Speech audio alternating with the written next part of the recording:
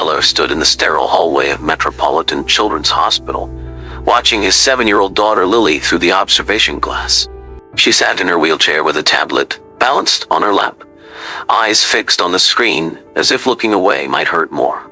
3 years of elite therapy and imported devices had not moved her forward an inch. Lily's diagnosis came with long words and careful voices, and every specialist promised a new angle. Grant heard the same message underneath it all. Try again, pay again, wait again. He had built a company on solving problems, but this one refused to behave like a system. Dr. Elise Carter approached with a clipboard and a smile that had learned to survive hard news. Elise's smile was a habit she had learned in residency. Her first pediatric rotation had ended with a child she could not save, and she still carried the sound of that mother's pleading in her chest. Since then, Elise had built her identity on control, documentation, and the next step. But Lily's case kept peeling that identity apart. At night, Elise reread notes, not to find answers, but to prove to herself she had not missed something obvious. She hated how often she caught herself thinking about her reputation before she thought about Lily's fear. That realization made her ashamed, and shame made her defensive. She had taken Lily's case after other physicians quietly stepped back, each one blaming complexity as if the word could soften failure. Elise stopped beside Grant and lowered her voice. "Mr. Weller, the new rehabilitation equipment arrived from Germany," she said. "We can start trials next week." Grant nodded like a man listening to the weather.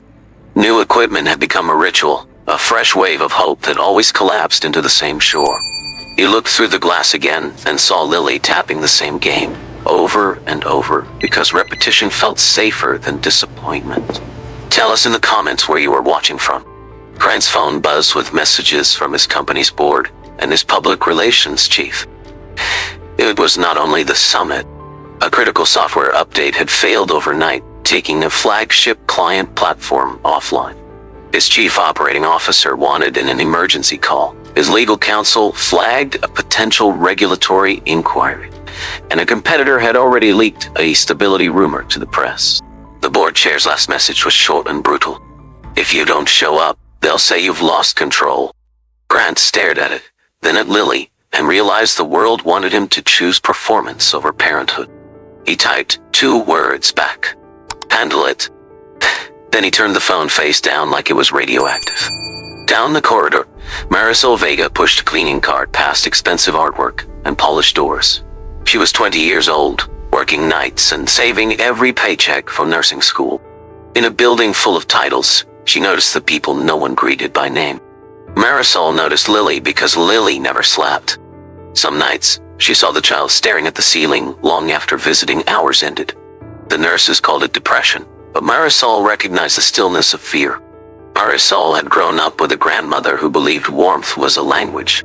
Warmth was a steady voice, a gentle pace, a room that did not feel like a test. That memory followed Marisol through every corridor she mopped. Late one evening, a maintenance worker opened a ceiling panel near Lily's door. A cold draft poured down without warning, and Lily flinched in her chair behind the glass. Marisol almost missed it, but she saw Lily's right toes curl for 1 second, then go still again. The wall thermostat beside the door blinked as the vent above Lily's room hissed alive. For a moment, the display dropped from 72 to 66, and the air turned needle cold. Lily's skin prickled with goosebumps, and her toes curled again, like her body was bracing. Marisol pulled out her phone, not to film, but to check the time. 2:02. She wrote 2:02:02 cold cycle in her notes, then circled it once, afraid to circle it twice. The next morning brought another therapy session that ended in quiet defeat. A therapist adjusted straps and electrodes while reading numbers out loud like prayers. When it was over, Lily looked at her father as if she were apologizing for staying sick. "Dad," Lily whispered, "can we go home and stop trying for one day?" Grant's throat closed. He had been taught to be relentless, but no one explained how to stay relentless when your child asks for mercy. Some of you watching from big cities or small towns know that helpless feeling, when love is huge and solutions are small. Dr. Carter retreated to her office and shut the door. She stared at Lily's file, thick with failed plans and thin on real progress. Elise had entered medicine believing protocol could solve anything, and now she wondered what protocol could not touch. That night, Marisol entered Lily's room to empty the trash and wipe the counters. Lily was awake, tablet dimmed but still on, as if sleep was a dare. Marisol moved slowly, keeping her hands where Lily could see them. "Hi, Lily," Marisol said softly. "I'm Marisol, and I'm here most nights." Lily glanced up, suspicious in the way kids become when adults always want something from them. "Are you going to make me do exercises?" she asked. Marisol shook her head. "No," Marisol said. "I just clean, but I can tell you a story while I work if you want." Lily hesitated, then nodded once.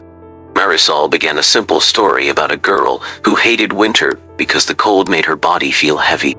Lily listened without blinking. The door opened and a security officer stepped in, hand resting on his radio like it was a weapon. His name badge read Officer Dunn, and his expression said he was proud of rules. He looked at Marisol, not at Lily. "Staff are not supposed to chat with patients," he said. "Finish your work and move along." Marisol backed away, cheeks burning, apologizing even though she had done nothing wrong. Officer Dunn watched her leave as if he had protected the hospital from danger. Inside, Lily's hopeful light dimmed again. 2 days later, Lily spiraled into a panic episode during therapy. Her breathing turned shallow, her hands shook, and she refused to let anyone touch her legs. Nurses calmed her with practiced phrases, but the fear in her eyes stayed locked. Officer Dunn stood near the doorway, watching the chaos he had helped create. When Lily finally whispered, "Where is Marisol?" his jaw tightened. He did not say sorry, but his silence sounded like regret. Dr. Carter called Gran into her office after that episode. The strain in her voice was obvious. "We can start an experimental medication, but it has risks, and I wish I had a gentler option." Grant stared at the consent papers. He had signed so many forms that ink felt like a chain, and now the chain wanted a bigger link. He asked for one night to think, and Elise nodded as if she understood the weight of that request. That evening, Grant walked the corridor alone and found Marisol mopping near the elevators. She froze when she saw him, already expecting trouble. Grant kept his voice low so the hallway would not become a court. "Marisol," he said, "Lily asked for you." Marisol swallowed and kept her eyes on the mop handle. "I'm sorry if I crossed the line," she said. Grant shook his head, eyes tired. "The line is easier than the problem," he replied. Grant told her about Lily's panic, and the way the room seemed to trap his daughter in fear. Marisol hesitated, then spoke with the caution of someone who could be punished for being right. She flinched when the hallway got cold last week, and her toes moved for a second. Grant stared at her, hope rising like a dangerous thing. "Are you sure?" he asked. Marisol nodded once. "It was tiny, but it was real," she said. Dr. Carter arrived, drawn by a nurse who had seen the conversation. Elise's posture stiffened on instinct, and her first words were a shield. "Mr. Weller, please do not base decisions on hallway observations." Marisol stepped back, cheeks hot, feeling the hierarchy snap into place. Grant felt it too, and for once he pushed back. "Elise, we have based 3 years of decisions on observations that have not helped." Dr. Carter's eyes flashed with defensiveness. "I am trying to protect your daughter," she said. Grant's voice stayed calm. "And I'm trying to keep her alive inside her own body," he answered. The hospital administrator, Harlan Pike, heard about the exchange before sunrise. Harlan had not always been a villain in a suit. Years earlier, at a small hospital, one lawsuit had nearly collapsed an entire pediatric wing. He remembered nurses losing jobs, families losing trust, and a community losing its only safe place to bring a sick child. Since then, Harlan treated risk like fire. He believed that if he could control the narrative, he could prevent the next catastrophe. But the longer he lived in that mindset, the harder it became to tell the difference between protecting patients and protecting himself. By noon, he had called Marisol into his office with legal counsel on speakerphone. Harlan Pike leaned forward and tapped a folder. "Miss Vega, you are not authorized to influence patients or families." Marisol held her gaze on the carpet. "I didn't give medical advice," she said. "I told a story." Harlan's smile was thin. He told her stories became lawsuits, and then he reassigned her away from the floor. If you have ever watched a powerful system dismiss a small voice, Tap like so others can find this story too. Marisol's reassignment landed on Lily like a loss she could not name. Lily grew quieter, refused meals, and stopped looking at anyone during therapy. Dr. Carter watched the regression and felt a sick twist of guilt. The German device arrived with a small entourage of sales reps and polished manuals. Therapists rolled it into the rehab room like a trophy, and cameras from the hospital marketing team hovered nearby. Gran wanted to scream at the sight of branding in a room meant for children. Lily stared at the machine as if it were another stranger coming to touch her without asking. When the session began, she locked her jaw and turned her face toward the wall. The therapist called it non-compliance, and Dr. Carter heard the word land like an insult. Afterward, Elise pulled the therapist aside, voice tight. She is not a problem to correct. The therapist exhaled and answered honestly. Doctor, we are running out of options. That evening, Rand received a video from his public relations chief. A reporter outside the hospital was asking staff about the founder's daughter, and the question carried a sharp grin. Grant deleted the video, then stared at his hands like they belonged to someone who could sign away his own child's privacy. Marisol tried to focus on her nursing lectures during the day, but her mind kept returning to Lily's blank eyes. In one class, an instructor spoke about how a frightened nervous system could shut down movement to protect itself. Marisol wrote the phrase down and felt her stomach drop, because it sounded like Lily without saying Lily's name. She considered emailing Dr. Carter, then imagined Harlan Pike's office and the word unauthorized. Marisol folded the idea away and went back to work, because the hospital had already reminded her where she belonged. That night, she cleaned a different floor, listening to the distant beeps that used to tell her Lily was still awake. Brent sat by Lily's bed one night while the hallway lights dimmed for quiet hours. Lily kept her tablet off, staring instead at the shadow line where the door met the floor. "Do you think I'll ever be normal?" she asked, voice small. Grant swallowed and chose honesty that would not crush her. "I think you will be you," he said. Lily nodded as if she understood that adult promises were often shaped like hope. The experimental medication began anyway, because fear makes people accept risk when patience feels like cruelty. Lily grew nauseated and exhausted, and her appetite vanished. Grant watched her cheeks hollow and wondered if he had traded one kind of suffering for another. Dr. Carter checked Lily's labs and saw numbers she did not like. She adjusted doses and ordered more monitoring, but her confidence sounded forced even to her own ears. When Grant asked, "Is this helping?" Elise could not answer with certainty. Harlan Pike called a meeting with legal counsel and a public relations consultant. They spoke in clean, careful language about safeguarding the hospital's image and preventing misinformation. Elise sat there realizing they were planning for headlines, not healing.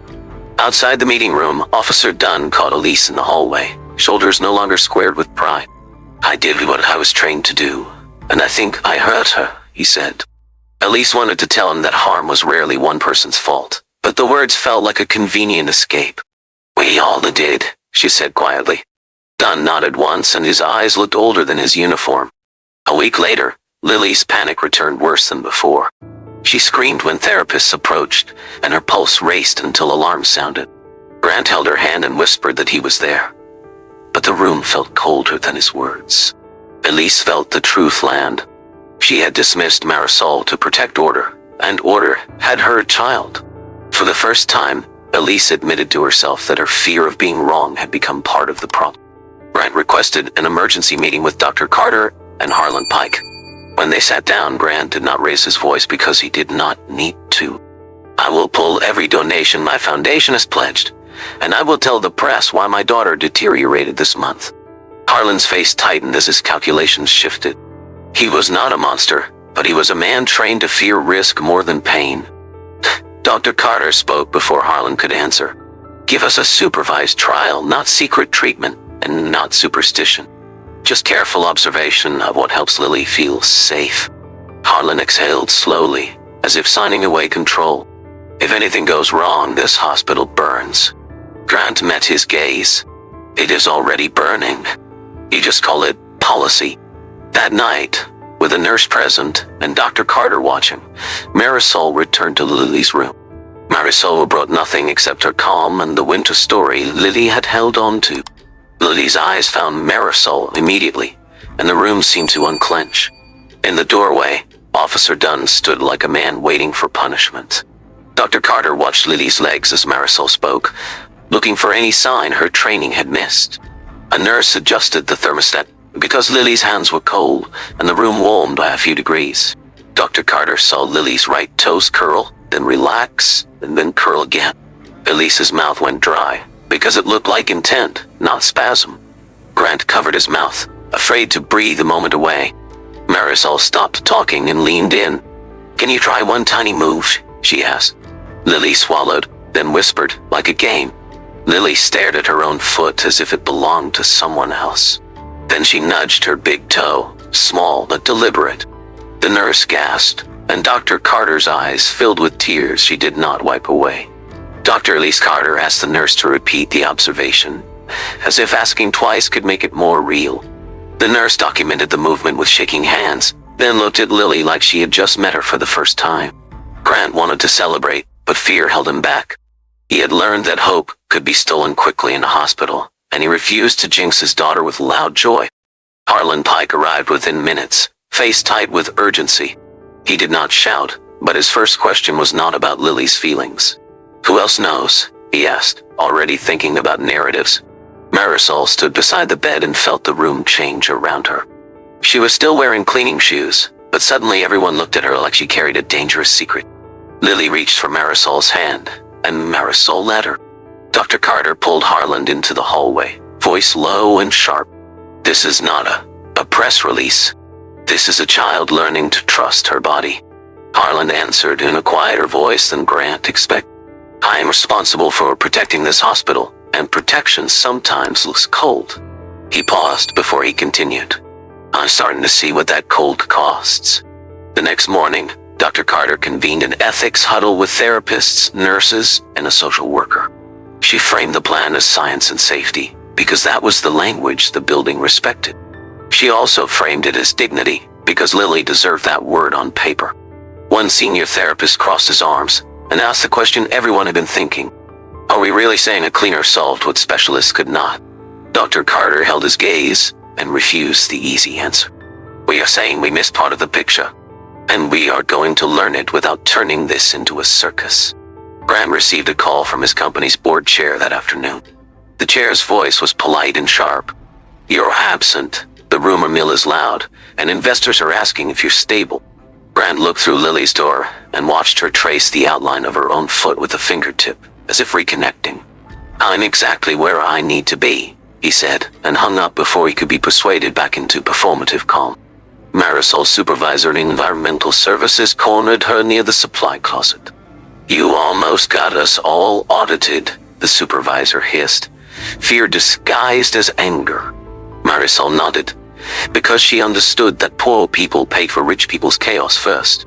That night, Lily asked Marisol a question no chart could hold. "Do you think my legs are mad at me?"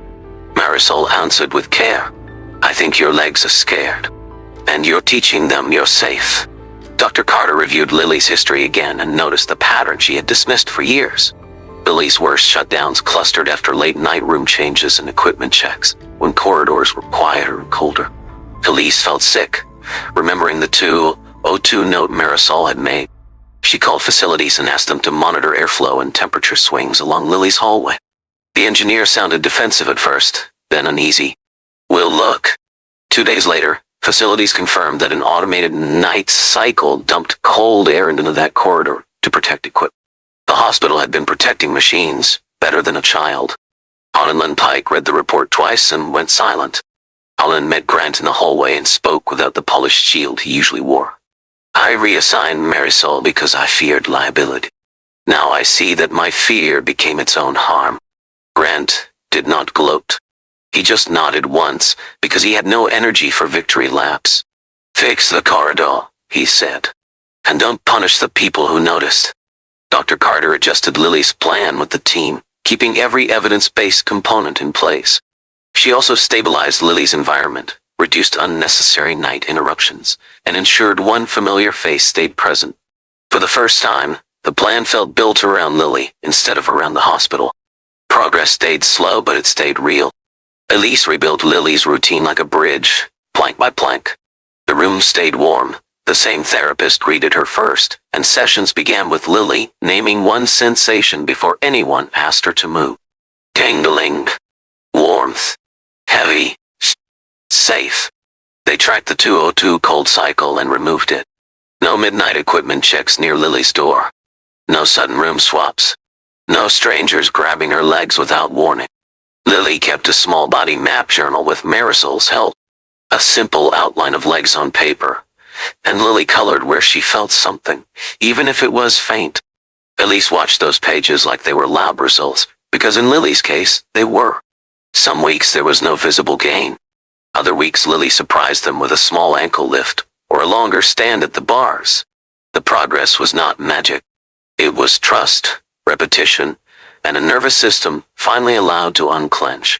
Lily began requesting the parallel bars instead of dreading them, and she started naming sensations in her legs, like she was learning a new language. Grant filmed nothing because he wanted his daughter's recovery to belong to her, not the internet. A local health reporter called Harlan for comment after rumors leaked anyway. Harlan surprised Dr. Carter by refusing a clean, self-congratulatory story. We are still learning, and we owe credit to the people who were willing to look closer. Marisol worried that attention would swallow her life. Grant offered to hire security, but Marisol asked for something simpler. Protect my job and my school, she said. I don't need a spotlight. Dr. Carter wrote a formal recommendation that Marisol be sponsored into a clinical support pathway. It was paperwork, but it was also respect made official. When Marisol read it, her hands shook the way they had the night Lily moved her toe. 3 months later, Lily stood for the first time between parallel bars. Her legs trembled, but they held. Her face tightened with disbelief. I'm up, she whispered. Dad, I'm not. Grant cried without apology, and Dr. Carter cried too, because the body sometimes demanded humility before it offered progress. Officer Dunn stood at the edge of the room and finally said the words he owed. I'm sorry. Lily nodded like she had already forgiven him. A year later, Lily walked short distances with a brace and a grin that had returned to her eyes. She still needed therapy, and her condition did not vanish like a fairy tale, but her life belonged to her again. Grant learned to measure success in moments, not miracles. Dr. Carter presented Lily's case to the hospital board with a different kind of confidence. She spoke about integrated rehabilitation, but she also spoke about dignity and about listening to staff who lived in the shadows. Harlan Pike sat in the front row, jaw tight, absorbing a lesson he had tried to avoid. Grant created the Lily Weller Warm Path Initiative, funding trauma-informed rehabilitation rooms and training across the state. The program also created scholarships for night staff and service workers pursuing nursing, because the people who saw patients at their worst deserved a path up. Marisol became the first recipient, and she cried in the parking lot because she finally had proof that her voice mattered. If you want more dramas where kindness changes the outcome, subscribe and stay with us for the next story. How would you rate this story out of 10? We are curious about your feedback. If you have any suggestions, share them with us in the comments. Like every YouTube channel, our channel needs support. If you want to support our channel, please click the subscribe button and turn on notifications. Thank you in advance for your support. This is a dramatization inspired by real events and people. Some details have been changed. This is not medical or legal advice.